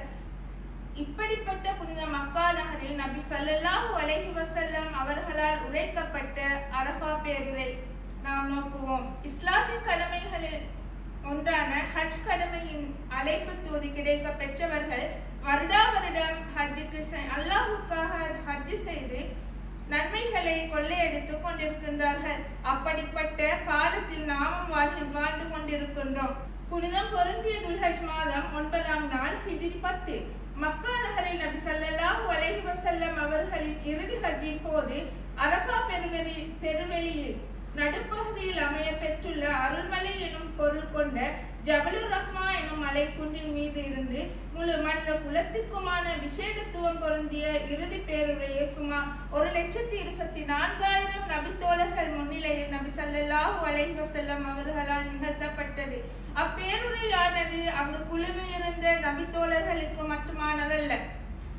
அங்கு வராதவர்கள், அதன் பிற்பாடு வந்த மக்கள், இன்று வரை வாழ்ந்து கொண்டிருக்கின்றவர்கள், இனிவரும் காலங்களில் வாழப் போகின்றவர்கள் அனைவருக்குமான வாழ்வியல் நெறியை கற்றுத்தந்த ஒரு பெரும் பாடமாகவும் பேருரையாகவும் அமைய பெற்றது. இப்பேருரையின் உள்ளடக்கமாக மனித உரிமைகள், சமத்துவம், சகோதரத்துவம், பெண்களின் உரிமைகள் மற்றும் இஸ்லாமிய கோட்பாடுகளின் முக்கிய அம்சங்கள் அடங்கலாக வலியுறுத்தப்பட்டன. முஹம்மது ஸல்லல்லாஹு அலைஹி வஸல்லம் அவர்களுடைய உணர்ச்சி பூர்வமான அப்பொன்னுரையை நான் உங்களுக்காக இங்கு சமர்ப்பிக்கின்றேன். நீதி சொல்லும் அரஃபா பேருரை. உணர்ச்சிகரமான இவ்வுரையானது இஸ்லாத்தை ஏற்றுக்கொண்ட முஸ்லிம்களுக்கு மட்டுமானதல்ல, முழு மனித சமூகத்திற்குமானதாகும். இதனாலே தான் நபி ஸல்லல்லாஹு அலைஹி வஸல்லம் அவர்கள் இவ்வுரையின் தொடக்க வரியாக யா யுஹன்னாஸ், மக்களே என விழித்து ஆரம்பித்தார்கள். பின்னர் ஒவ்வொரு விடயமாக தெளிவுபடுத்த ஆரம்பித்தார்கள். அதன் முதல் கட்டமாக ஒவ்வொரு மனிதனுடைய உயிரும் உடைமையும் பாதுகாக்கப்பட வேண்டும் என்று வலியுறுத்தினார்கள். அநியாயமாக மக்களை கொலை செய்யவோ மக்களிடம் உள்ள சொத்துக்களை சூறையாடவோ எந்த ஒரு மனிதருக்கும் உரிமை அளிக்கப்படவில்லை. இந்த கருத்தை 1400 ஆண்டுகளுக்கு முன்னரே வாக்கை பாடமாக எம்பெருமானார் ஸல்லல்லாஹு அலைஹி வஸல்லம் அவர்கள் எங்களுக்கு உரைத்து சென்றார்கள். இதை அல் குர்ஆனும் உறுதிப்படுத்துகின்றது. ஒவ்வொரு மனித உயிரும் இதை அல் குர்ஆனும் உறுதிப்படுத்துகின்றது.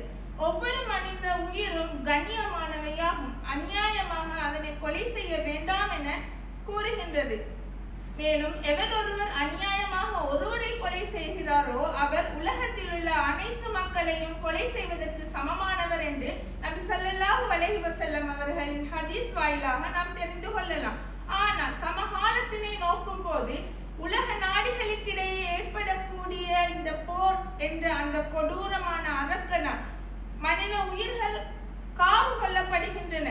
சிறுவர்கள், குழந்தைகள், பெண்கள், ஆண்கள், முதியோர்கள் என்று எவ்வித பாரபட்சமின்றி அவரவர் சுயநலத்திற்காக அநியாயமான முறையில் மனித உயிர்கள் அழிக்கப்பட்டு கொண்டிருக்கின்றன.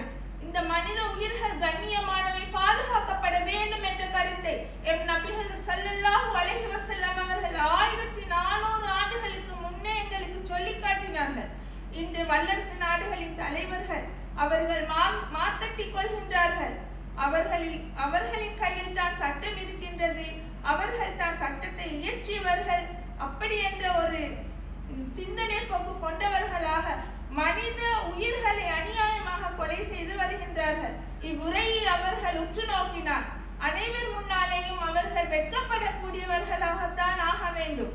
நாளை எதிர்கால வரலாறு சொல்லும் அவர்களின் உண்மையான நிலையை தொடர்ந்து நிகழ்த்திய உரையில் அறியாமை கால பழக்க வழக்கங்களுக்கு முற்றுப்புள்ளி வைத்தார்கள். ஜாஹிலியா என்னும் அறியாமை காலத்தில் நிலவிய பழிக்கு பழி வாங்கும் படலத்தை முற்றாக தவிர்த்தார்கள். அதனை அவர்களின் குடும்பத்திலிருந்தே அவர்கள் ஆரம்பித்தார்கள். இப்னு ரபியாவின் கொலைக்கு பதிலாக அவர்கள் பழிக்கு பழி வாங்காமல் அதற்கு பதிலாக மன்னிப்பதாக நபி ஸல்லல்லாஹு அலைஹி வஸல்லம் அவர்கள் கூறினார். அப்படியான ஒரு செயற்பாட்டை செய்து அனைவருக்கும் முன்மாதிரியாக பெருமானார் ஸல்லல்லாஹு அலைஹி வஸல்லம் அவர்கள் திகழ்ந்தார்கள். அவர்களின் வாழ்க்கை வெறும் சொல்லாக மட்டும் இருக்கவில்லை, செயலாகவும் மாறிக்கொண்டுதான் இருந்தன. எந்த ஒன்றிற்காகவும் பழிக்கு பழி வாங்கும் நிகழ்வை விட மன்னிப்பதை மேலானது என உணர்த்தினார்கள். மன்னிப்பு என்பது பலவீனம் அல்ல, அது உள்ளத்தின் உயர்வை வெளிப்படுத்துகின்றது என்று கூறினார்கள். அல் குர்ஆன் மன்னிப்பை ஊக்குவிக்கின்றது. நீங்கள் மன்னித்து புறக்கணித்து பொறுத்து கொண்டால் நிச்சயமாக அல்லாஹ் மிகவும் மன்னிப்பவன், அருள் பாலிப்பவனாகவும் இருக்கின்றான். மேலும் வட்டியை தடை செய்தார்கள். வட்டி என்பதானது பிறரின் சொத்துக்களை, பணங்களை சூறையாடக்கூடிய ஒரு விடயமாக காணப்படுகின்றது. அநியாயமாக வட்டியை கையாண்டு வட்டியில் நாங்கள் விழுந்து அதனால் எங்கள் பொருளாதாரத்தை இழந்து நஷ்டப்பட்டு விடக் கூடாது என்பதை அன்றே அவர்கள் வலியுறுத்தி சென்றார்கள். அதிலிருந்து தவிர்த்து வாழும்படியும் கட்டளையிட்டார்கள். வட்டி முற்றாக ஒழிக்கப்பட்டு விட்டது. வட்டியின் முதல் தொகையை தவிர வேறு எதையும் நீங்கள் பெறக்கூடாது என்று உறுதியாக கூறி சென்றார்கள்.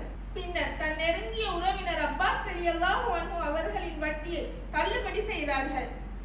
யார் வட்டியை தவிர்த்து வாழவில்லையோ அவர்கள் அல்லாஹ்வுடனும் நபியுடனும் போரிட தயாராகுங்கள் என்று அல் குர்ஆன் கூறுகின்றது. தொடர்ந்து பெண்களுக்காகவும் தன் குரலை உயர்த்தி பேசினார்கள். பெண்கள் விடயத்தில் அல்லாஹ்வை பயந்து கொள்ளுங்கள். அவர்களுக்கும் உங்கள் மீது உரிமை உண்டு, உங்களுக்கும் அவர்கள் மீது உரிமை உண்டு என கூறினார்கள். அல் குர்ஆன் ஆணையும் பெண்ணையும் சம கண்ணோட்டத்திலேயே விழிக்கின்றது. அல்லாஹ் கூறுகின்றார், இறை நம்பிக்கை கொண்ட ஆண்கள் பெண்கள் சிலருக்கு உதவியாளர்களாக இருக்கின்றனர். அவர்கள் நன்மையை ஏவுகின்றனர், தீமையை விட்டும் தடுக்கின்றனர். மேலும் தொழுகையை நிலைநாட்டுகின்றனர், ஜகாத்தும் கொடுக்கின்றனர். அல்லாஹ்வுக்கும் அவனது தூதருக்கும் கட்டுப்படுகின்றனர் என்று அல் குர்ஆன் கூறுகின்றது. பெண்களை மென்மையாக நடத்த வேண்டும் என்றும் அவர்களை அல்லாஹ்வின் பெயரால் அடைக்கலமாக பெற்றிருக்கின்றீர்கள் என்றும் அறிவுறுத்தினார்கள். இங்கு பெண்கள் என்பவர்கள் மென்மையானவர்கள், அவர்களுடன் எப்போதும் அன்புடனே நடந்து கொள்ள வேண்டும் என்று உரைத்தார்கள். இதுவே பெண் உரிமை குறித்து முதல் பிரகடனங்களில் ஒன்றாகும். இஸ்லாத்தின் தலைவர் பெண்கள் பற்றி முன்வைத்த கருத்துக்கள் போன்று வேறு எந்த தலைவர்களும் இதுவரை காலமும் முன்வைத்ததில்லை. இஸ்லாம் பெண்கள் விடயத்தில் நடந்து கொள்ளும் முறை அழகானதல்ல என்றும் அவளது சுதந்திரம் உரிமை என்பவற்றை இஸ்லாம் பறித்துள்ளது என்றும் கூறிய குற்றச்சாட்டை தவிடுபொடியாக்கி உலகத்திற்கு பெண் சுதந்திரம், சமத்துவம், பாதுகாப்பு மற்றும் பெண்களின் உரிமையை பாதுகாக்குமாறு வானுயர முழக்கமிட்டு சென்றார்கள். பெண்களுக்கான சொத்துரிமை, வழிபாட்டுரிமை, சமூக உரிமை, சமத்துவ உரிமை, கல்வி கற்கும் உரிமை, பொருளீட்டும் உரிமை என சுதந்திரமாக வாழ்வதற்கான எல்லா விதமான உரிமைகளையும் தொகுத்தளித்தார்கள். மேலும் யா அய்யுஹன்னாஸ், மக்களே, உங்கள் தந்தை ஆதம் ஒருவர். ஓர் அரபியருக்கு அரபியர் அல்லாதவரை விடவோ அரபியர் அல்லாதவருக்கு அரபியரை விடவோ எந்த சிறப்பும் இல்லை. கருப்பருக்கு வெள்ளையரை விடவோ வெள்ளையருக்கு கருப்பரை விடவோ எந்த உயர்வும் இல்லை. மனிதர்கள் எல்லாம் உயர்வுப்படுவது தக்வாவை கொண்டே ஆகும், அதாவது அல்லாஹ்வின் மீதான இறையச்சத்தை கொண்டே ஆகும் என கூறினார்கள். இம்மை மறுமைக்கான வெற்றி தக்வாவின் மூலமே ஒருவர் அடைந்து கொள்ள முடியும் என்றும் வலியுறுத்தி சென்றார்கள். மேலும் சகோதரத்துவ கோட்பாட்டையும் எடுத்து எம்பினார்கள். முஸ்லிம்கள் அனைவரும் ஒருவருக்கொருவர் சகோதரர்கள் என்பதை ஆழமாக பதிய வைத்தார்கள். இஸ்லாத்தில் சகோதரத்துவம் என்பது ஈமானின் அடிப்படை. இரத்த உறவு இல்லாவிட்டாலும் நம்பிக்கையாளர்கள் அனைவரும் ஒரே உடலை போன்றவர்கள். இதனை அல் குர்ஆன் இவ்வாறு பறைசாற்றுகின்றது: நம்பிக்கையாளர்கள் அனைவரும் சகோதரர்களே, எனவே உங்கள் சகோதரர்களிடையே சமாதானம் செய்து வையுங்கள், அல்லாஹ்வுக்கு அஞ்சுங்கள், நீங்கள் அருள் பெறலாம். எவரொருவர் தன் சகோதரனுக்கு உதவி செய்யும் காலமெல்லாம் அல்லாஹ் அவனுக்கு உதவி செய்கின்றான் என்றும் நபி ஸல்லல்லாஹு அலைஹி வஸல்லம் அவர்கள் எடுத்து எம்பினார்கள். மேலும் சகோதர முஸ்லிம்களின் உரிமையை பேணி நடக்கும்படி ஏவினார்கள்.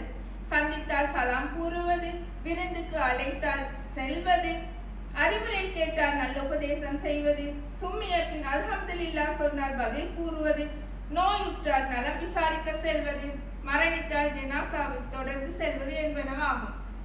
பின்னர் நபி ஸல்லல்லாஹு அலைஹி வஸல்லம் அவர்கள், உங்களிடம் 2 விடயங்களை விட்டு செல்கின்றேன், அதனை பற்றி பிடிக்கும் காலமெல்லாம் வழி தவற மாட்டீர்கள் என்று உரைத்தார்கள்.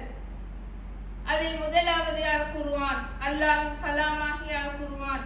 எவரொருவர் அல் குர்ஆனில் காணப்படுகின்ற கட்டளைகளை பேணி அவர்களின் வாழ்க்கையில் அதை கொண்டு வருகிறாரோ, குர்ஆனையே வாழ்க்கை முறையாக கொண்டு வருகிறாரோ, அவர்கள் ஒருபோதும் வழி தவற மாட்டார்கள். அடுத்தது அல் ஹதீஸ். நபி ஸல்லல்லாஹு அலைஹி வஸல்லம் அவர்களின் சொல் செயல் அங்கீகாரம், அதுவே ஹதீஸ் ஆகும். நபி அவர்களின் அச்சுன்னாவை எவரொருவர் பின்பற்றி நடக்கின்றாரோ அது அவர்களும் ஒருபோதும் வழி தவற மாட்டார்கள். எனவே அல்லாஹ்வின் வேதமாகிய அல் குர்ஆனையும் நபி ஸல்லல்லாஹு அலைஹி வஸல்லம் அவர்களின் சுன்னாவையும் இவ்விரு பொக்கிஷங்களையும் பேணி வாழ்க்கையில் அமுல்படுத்தி இம்மைப்பர் மறுமைக்கான பாக்கியங்கள், அதாவது இம்மை மறுமையில் நன்மை பெற்று வாழ்ந்து மறுமையில் சுவனபதியை அடைவதற்கு அவர்கள் வழிகாட்டி சென்றார்கள். பின்னர் மக்களை நோக்கி, மறுமையில் என்னை பற்றி உங்களிடம் கேட்கப்படும் போது நீங்கள் என்ன சொல்வீர்கள் என கேட்டார்கள். அதற்கு மக்கள், நீங்கள் மார்க்கத்தை எத்தி வைத்து விட்டீர்கள், உங்கள் கடமையை நிறைவேற்றி விட்டீர்கள் என சாட்சி கூறினார்.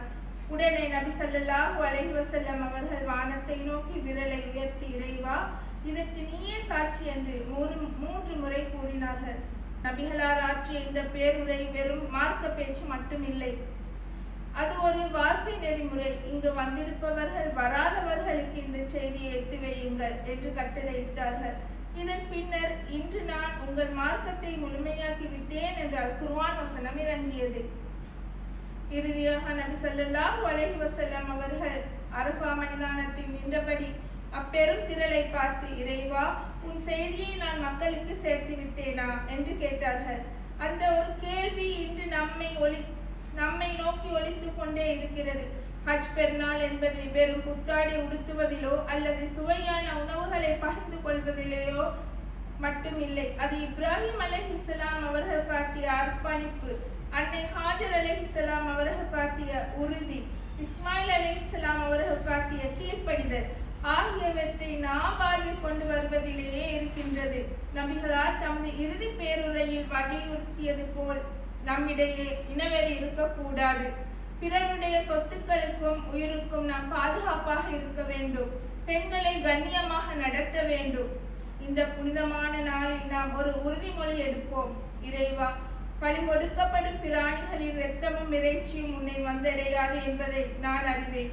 எனவே என் உள்ளத்தில் இருக்கும் தீய குணங்களை அறித்தெறிந்துவிட்டு உனக்கு பிடித்தமான ஒரு தூய அடியானாக வாழ எங்களுக்கு அருள் புரிவானாக.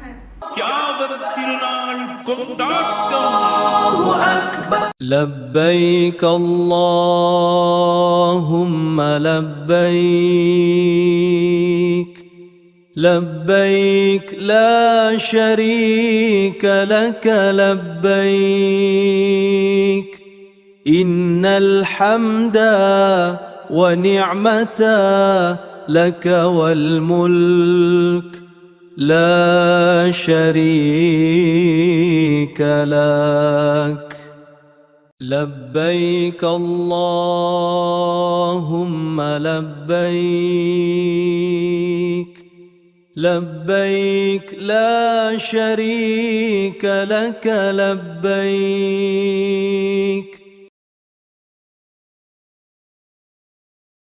தியாகத் திருநாள் கொண்டாட்டம்.